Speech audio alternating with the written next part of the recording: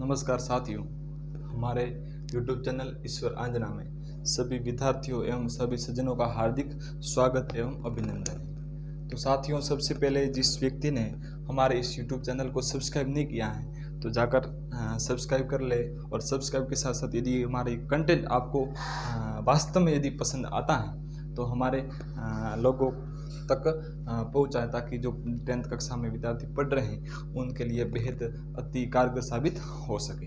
तो साथियों, हम पढ़ रहे थे गणित में कक्षा 10 और कक्षा 10 की प्रश्नमाला 1 और प्रश्नमाला यानी कि अध्याय 1।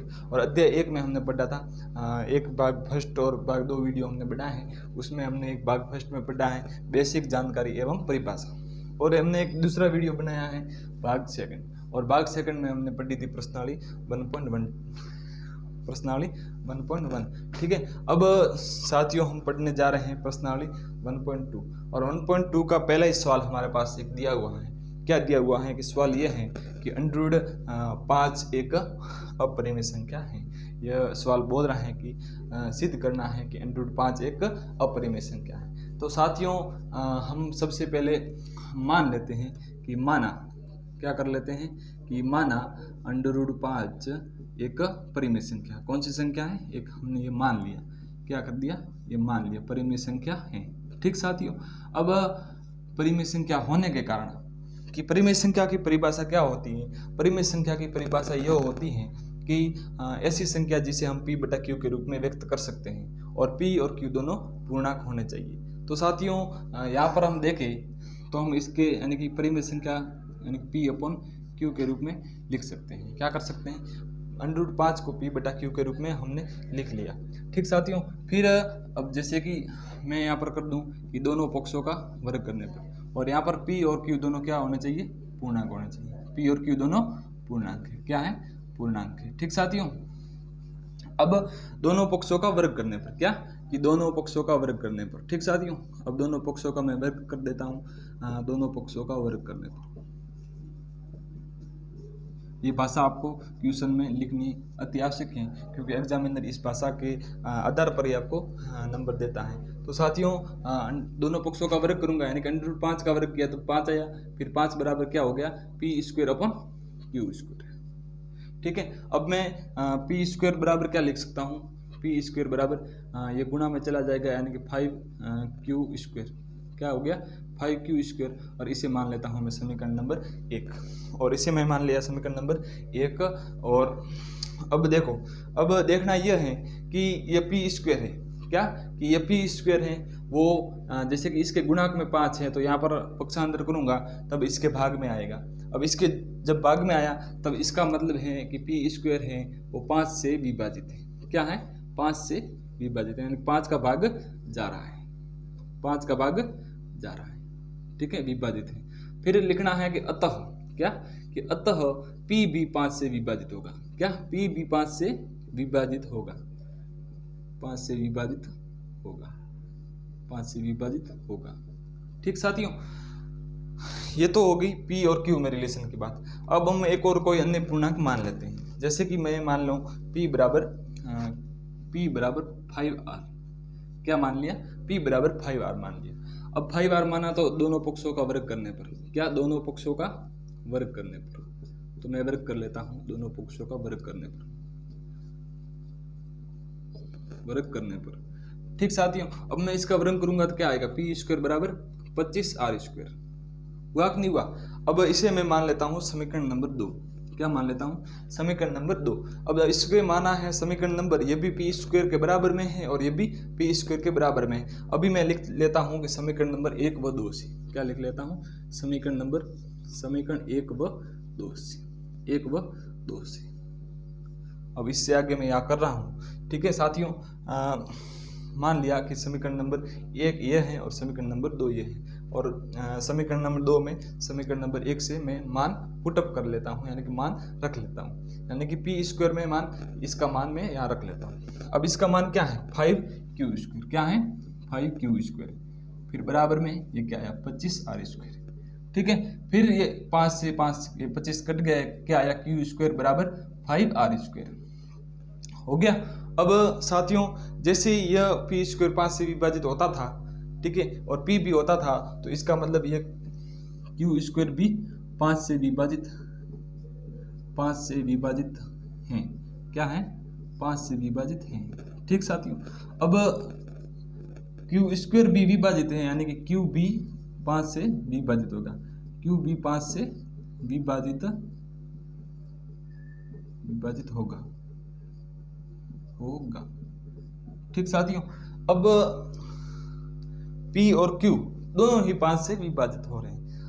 क्या हो रहे हैं? दोनों ही, यानी कि इनका सार्वनिष्ठ अभाज्य गुणनखंड है वो एक 5 निकल के आ रहा है।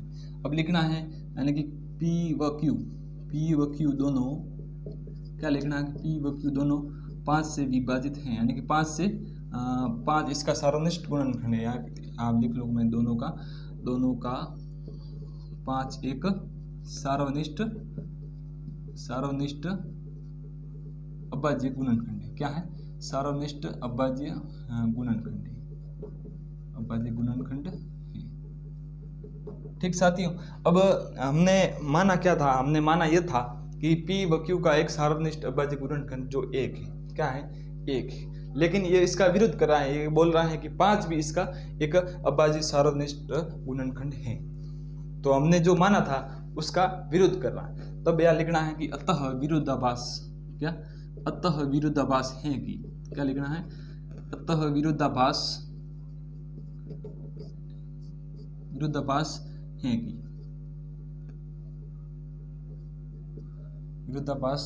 कि, क्या है? विरोधाभास है कि, ठीक है। हमने क्या माना था? P व Q का सार्वनिष्ठ गुणनखंड या सार्वनिष्ठ अभाज्य गुणनखंड, क्या? सार्वनिष्ठ अभाज्य गुणनखंड 1 के अलावा 5 भी हैं। क्या है? 5 भी हैं। अब यह इसका विरोध कर रहा है। इसका मतलब ये जो हमने ये माना था वो कथन गलत माना था। क्या माना था? कि कथन गलत है। हमने जो माना था कि √5 एक परिमेय संख्या है, तो वो कथन गलत था। यानी कि जो हमने माना है कि √5 परिमेय संख्या न होकर, क्या कि √5 परिमेय संख्या न होकर एक अपरिमेय संख्या है। कौन सी संख्या है? एक अपरिमेय संख्या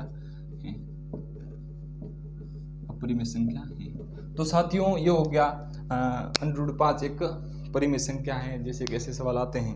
अब सेकंड नंबर सवाल पे दिया हुआ है, जैसे कि दिया हुआ है 3 + 2√5, 3 + 2√5 एक अपरिमेय संख्या है। तो सबसे पहले हम मान लेते हैं पिछले क्वेश्चन की तरफ माना 3 + 2√5 एक परिमेय संख्या है। और परिमेय संख्या की परिभाषा होने के लिए P व Q दोनों पूर्णांक होने चाहिए, और पूर्णांक के अलावा हर है वो कभी 0 नहीं होना चाहिए। तो साथियों, हमने ये मान लिया और माना तब 3 + 2√5 बराबर P/Q। और इसको मैं कर लेता हूँ पक्षांतर। क्या कर लेता हूँ? पक्षांतर।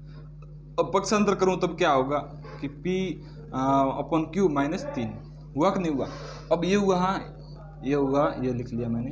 अब इसके नीचे एक लिख सकता हूं, और इसका एलसीएम आएगा हमारे पास Q।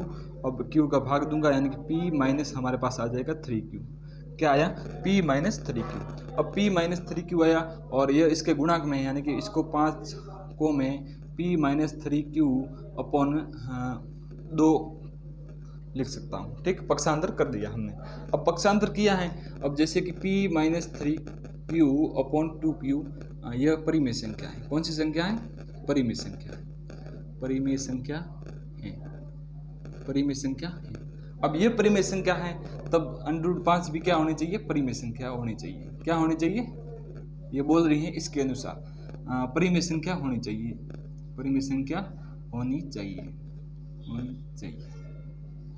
क्या होनी चाहिए? परिमेय संख्या होनी चाहिए। लेकिन हम जानते हैं, क्या जानते हैं? कि लेकिन हम जानते हैं कि √5 क्या कौन सी संख्या है? अपरिमेय संख्या है। कौन सी संख्या है? अपरिमेय संख्या है। और यह स्थिति क्या है? विरोधाभास की स्थिति। यह विरोधाभास है। और विरोधाभास होने के कारण जो हमने माना था कि 3 + क्या माना था कि 3 प्लस, तो फिर लिखना है कि अतः 3 + 2√5 एक अपरिमेय संख्या है। क्या है? एक अपरिमेय संख्या है। तो साथियों, और हमारे नंबर दिए हुए हैं, तो उस नंबर पे आकर मैसेज, ओनली फॉर मैसेज करना है, तो उनको हम डाउट वगैरह सॉल्व करा देंगे। तो साथियों, हमने आज पढ़ लिया, और जिस भी विद्यार्थी ने भाग फर्स्ट और भाग 2 नहीं देखा है, जो उसमें दिया हुआ है बेसिक जानकारी एवं फॉर्मूले वगैरह, और उसके अलावा प्रश्नावली 1.1 भाग 2 में दे रखी है, तो आप हमारे डिस्क्रिप्शन में जाकर वहाँ पर लिंक दिया हुआ है और वहाँ से आप देख सकते हैं। चलिए साथियों, और जिस व्यक्ति ने हमारे चैनल ईश्वर आंजना को सब्सक्राइब नहीं किया है तो सब्सक्राइब जरूर कर ले साथियों, ताकि नोटिफिकेशन आपको मिलता है। अब मिलते हैं हम अगले ही वीडियो में। धन्यवाद साथियों।